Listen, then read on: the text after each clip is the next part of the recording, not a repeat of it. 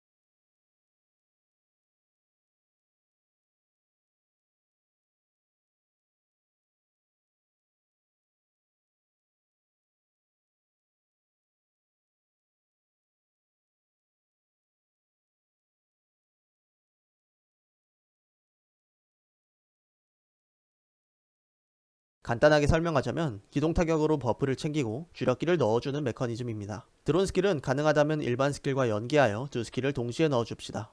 반대로 일반 스킬 도중 드론 스킬 시전은 불가능합니다. 드론은 쉬프트 키로 조정 가능합니다. 실전에서는 원거리에서 딜을 하기 위해 종종 사용하게 됩니다. X키를 눌러 드론을 즉시 호출할 수 있고, 이때 시전 중이던 드론 스킬은 강제로 취소됩니다.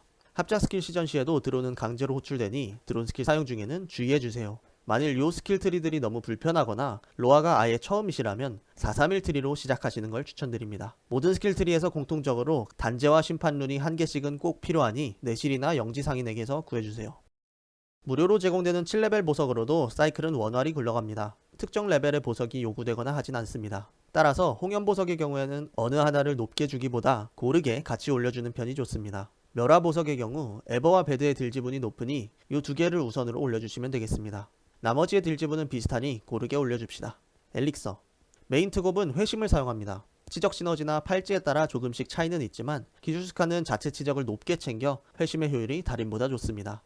바지에서는 치피가 가장 좋지만 추피가 잘 깎였다면 추피를 쓰셔도 무방합니다. 실전 팁. 실전에서 가장 중요한 걸 꼽으라면 첫째로 단심, 둘째로 드론컨, 셋째로 에너지 버스터입니다. 먼저 단심은 기술스카 사이클의 핵심입니다. 단심이 잘 터져야 스킬들의 쿨타임이 압축되어 약 30초간 무호흡 딜링을 가능하게 해줍니다. 또한 단심이 터지지 않으면 배터리가 말라버리는 불상사가 일어날 수 있습니다. 따라서 단심의 내부 쿨인 30초를 항상 머릿속에 염두하며 레이드를 진행하셔야 합니다. 드론컨의 경우 다양한 잡기술이 존재하지만 회수컷만은 습관을 들이시는 것이 좋습니다. 드론 스킬 특유의 후딜레이를 드론 회수를 활용해 캔슬하는 기술입니다. 다음 드론 스킬의 발동 시점을 빠르게 당길 수 있을 뿐 아니라 드론의 위치를 재조정하여 드론 스킬 적중률을 높여줍니다. 마지막으로 에너지 버스터 사용은 매우 중요합니다. 에버는 딜 지분 25%에 달하지만 그만큼 시전 시간도 긴 스킬입니다. 게다가 시전 도중 스킬을 손에서 떼도 즉시 종료되지 않아 실전에서 많은 리스크를 동반합니다. 따라서 에버를 사용할 때에는 항상 스패나 기동 타격이 있는지 확인하셔야 하고 보스의 짤 패턴을 확실히 파악한 뒤 사용해 줍시다. 에버를 쿨마다 얼마나 안정적으로 넣느냐가 레이드에서 가족 사진을 결정한다고 해도 과언이 아닙니다. 이제 아크 패시브를 연 후의 세팅 살펴보겠습니다. 설명에 앞서 수치 자료는 영상 설명란에 시트 남겨놓을 테니 뭔가 좀 이상하다, 수식이 궁금하다 하시면 해당 시트를 확인해 주시길 바랍니다. 각인서. 지금까지와 마찬가지로 원한, 예둔, 돌대, 질증, 아드를 채용합니다. 큰 변경점은 없고 아드가 3레벨 채용으로 바뀜에 따라 아드 발동 및 유지에 좀 더 신경 써주시는 것이 중요하겠습니다. 아크 패시브 진화 파트 보겠습니다. 여기가 오늘 영상의 핵심입니다. 참고로 해당 파트의 진화형 피해 증가 옵션은 서로 하변산 된다는 점 인지하고 들어주시길 바랍니다. 1티어 노드 치명풀, 나머지 신속 투자로 고정입니다. 4티어 노드 뭉툭한 가시 고정입니다. 2티어 노드와 3티어 노드를 치적에 맞게 조정하는 게 핵심인데요. 예리한 감각과 혼신의 강타 레벨을 적절히 조합하여 치적을 맞춰주시면 됩니다. 뭉툭한 가시 1레벨의 경우 치적 115%까지, 2레벨의 경우 119%까지가 마지노선입니다. 기술 스카이의 쿨감 관련 노드는 치적이나 깡뎀 노드에 비해 효율이 저조하여 추천드리지 않습니다. 사실 여기까지는 툴팁을 읽기만 해도 금방 추론할 수 있는 내용입니다. 진화 탭과 관련하여 조금 더 심화적인 내용도 보시죠. 1. 가능하면 치적 조절은 2티어 노드를 조정하여 맞춰준다. 3티어 노드에서 치적을 조정하려면 다른 선택지가 파괴 전차인데 해당 노드의 밸류가 기술 스카이에게 상대적으로 많이 구립니다. 가능하다면 2티어 예리한 감각과 한계 돌파를 통해 치적을 조정합시다. 엘릭스의 경우에도 마찬가지입니다. 문가로 인해 달인의 효율이 기존보다 높아진 것은 맞으나 여전히 대부분의 구간에서 회심에 비해 성능이 밀립니다. 치적을 조정한다고 달인을 채용하는 것은 좋지 않습니다. 2. 문가 최대 치적에 너무 얽매이지 말자. 뭉툭한 가시의 효율을 최대로 너무 딱호로 맞추려고 하실 필요는 없습니다. 서포터의 팔찌 옵션 중 약점 노출으로 인해 치적이 보완되기도 하고 아발란체나 어나일에는 백어택 보정이 들어가기 때문에 치적을 약간 여유를 주셔도 괜찮습니다. 또한 문가 최대 효율을 맞추려고 반지에서 특옵을 치적으로 챙기실 필요도 없습니다. 뭉툭한 가시를 고려하더라도 거의 모든 구간에서 CP 반지가 치적 반지보다 조금 더 좋습니다. 차이가 엄청 미미하긴 하지만요. 3. 문가 2레벨을 달성한다면 치적 시너지는 1명을 넘기지 말자. 문가 2렙, 아드 전각 기준 치적 시너지 2명의 효율은 매우 좋지 않습니다. 치적 1명이 베스트이고 그 뒤가 치적 0명, 마지막이 치적 2명입니다. 조합 간의 차이가 꽤 큰 편이니 주의하셔야겠습니다. 차이가 나는 이유는 앞서 언급했듯이 3티어 노드를 조정하게 될 때 밸류가 낮은 파괴 전차를 강제로 채용하게 되어 그렇습니다. 4. 아드 유물 각인서는 보류하자. 같은 맥락으로 아드레날린 유물 각인서를 읽게 된다면 치적 시너지가 1명이더라도 3티어 노드의 조정이 강제되어 치적 시너지의 효율이 피증보다 좋지 않게 됩니다. 치적 시너지를 2명을 전제한다면 저반 유물 각인서가 아드레날린 유물 각인서보다 좋은 효율을 보일 정도입니다. 여기에 깨달은 포인트가 열려 코어 인챈트 레벨이 늘어나 치적이 더 확보된다면 아드 각인서보다 저밭 혹은 안상이 더 좋은 효율을 보이겠습니다. 다음은 깨달음 탭으로 넘어가 보겠습니다. 아르데타인의 기술, 드론 방어 체계, 기술 업그레이드는 기존의 직각을 분할한 것이니 넘어가도록 하고 메인 노드로는 코어 인챈트, 사이드 노드에는 드론 부스터, 최고의 합작, 코어 반응 증폭의 선택지가 있습니다. 각각 간단히 살펴보겠습니다. 코어 인챈트입니다. 배터리 최대량을 늘려주고 드론 방어 체계 시마다 코어 에너지를 20% 충전해주며 치적과 주는 피해를 증가시켜줍니다. 코어 에너지가 풀충되면 특유의 소리와 함께 캐릭터 주변의 검푸른 연기와 번개 이펙트가 생성됩니다. 드론 부스터입니다. 드론 회수 및 합작 스킬 사용 시 드론 스킬의 재사용 대기 시간을 감소시켜줍니다. 드론 회수를 연속해서 쓴다고 재사용 대기 시간이 연속으로 감소하는 것은 아니고 드론 방어 체계와 내부 쿨을 공유합니다. 즉 매 10초마다 발동 가능합니다. 최고의 합작입니다. 일반 스킬을 사용하거나 드론 스킬을 사용하면 합작 스킬을 강화해주는 버프가 생깁니다. 두 종류의 버프는 서로 고변산되며 합작 스킬을 사용하면 해당 버프는 사라집니다.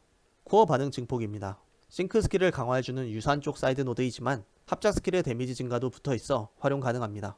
합작 스킬의 배터리 소모량을 증가시키지만 피해량도 증가시켜줍니다. 같은 포인트라면 메인 노드인 코어 인챈트의 효율이 다른 사이드 노드보다 좋습니다. 따라서 코어 인챈트를 우선으로 찍어줍시다. 남은 포인트를 사이드 노드에 투자하면 되는데요. 가장 추천드리는 것은 최고의 합작입니다. 딜 증가량이 드론 부스터나 코어 반응 증폭보다 높기 때문입니다. 스킬트리와 딜 사이클이 강제되지만 다른 사이드 노드가 워낙 별로라 최고의 합작을 가장 추천합니다. 여담으로 드론 부스터를 활용하고 싶으시다면 2포인트 정도만 주시길 추천드립니다. 현재까지의 연구로는 사이클상 3포인트 이상부터는 효율이 급감하는 것으로 파악됩니다. 드론 부스터를 활용한 딜 사이클은 좀 더 다듬어서 따로 영상 남겨드리겠습니다.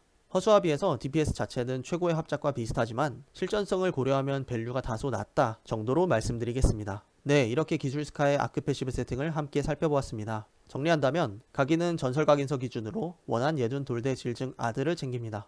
주의할 점은 유물 각인서를 구매할 시기가 오면 아드 대신 저밭이나 안상을 챙기는 편이 좋다는 것입니다.